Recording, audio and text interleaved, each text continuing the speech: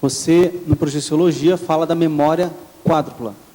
Quero entender, quando você teve determinada experiência, que você rememorou alguma coisa, você conta que só um tempo depois, você saindo do corpo, entendeu que aquilo era uma memória de uma outra vida? Não, isso é com o tempo. Mas agora, por exemplo, hoje eu já tenho memória até octupla. Isso depende do que é. Porque é só você ver onde é que você situa. Isso você tem devido à cosmoconsciência. O problema todo, Gabriel, a coisa da memória mais séria, é você saber conjugar a memória que é de vida intrafísica e que é de vida intermissiva. E que é, em terceiro, de vida projetiva. Se você souber sintonizar isso no passado, está fora de série. Agora, veja, a maioria que nem pensa que isso é possível hoje, agora, como é que vai saber do passado? Então eu falo em memória quádrupla para começar o serviço, o assunto.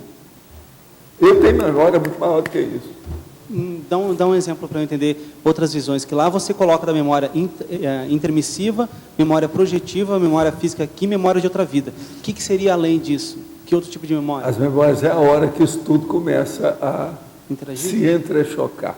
Não é interativo, não. É entrechocar, isso aqui é o pior. Conexão. Você está entendendo? A hora que não encaixa. Interseção. Por exemplo, aí você tem que saber. Daria para fazer uma quinta memória aí, identificar se é sua ou se é de outra pessoa? Não é só isso, a hora que você volta. Por exemplo, uma vida, você tem uma memória, você já tem 4, tá certo? Então agora, você tem uma memória que foi numa condição circunstancial, que os amparadores tiraram você do corpo, e você estava num processo projetivo. Agora, depois disso, você dessomou, e chegou, e entrou num processo de arranca-rabo, e eles foram estudar justamente aquele assunto, já na intervenção. Aí, tudo às claras, na cara. Você entendeu? Aí o negócio já superou o processo da parapsicoteca. Pensa bem. Então, coloca uma memória octupla. A coisa vai, depende do que é que tem. Você tem que lembrar o seguinte, as nossas memórias mexem muito com o problema, às vezes, popular, de muita gente, um processo coletivo. Isso, então, piora mais ainda. Que aí entra as influências das outras pessoas sobre você. Então, naquele livro, tipo lá, os do André Luiz, conta lá do povo que vai para daqueles ministérios e tenta só lembrar alguma coisa, um flash de outra vida. Como se a gente faz aquilo? Aquilo é superficial. André Luiz, tudo é superficial. No extrafísico, como é que, por exemplo, isso deve ser que o AEC deve estar fazendo, né? Entender como é que funcionam todas essas memórias. O problema todo é esse, o problema é ver qual a lembrança que pode esclarecer mais o seu contexto atual em favor da qualificação da execução da PROEX. Você entendeu tudo que eu falei?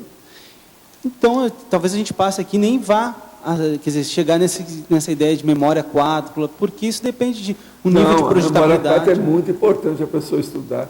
Se não estudar isso, a pessoa fica tudo boboca aí, só com a memória de ontem, de manhã, o que ela comeu no almoço. Tem que parar com isso. E começar a ver que a memória é complexíssima.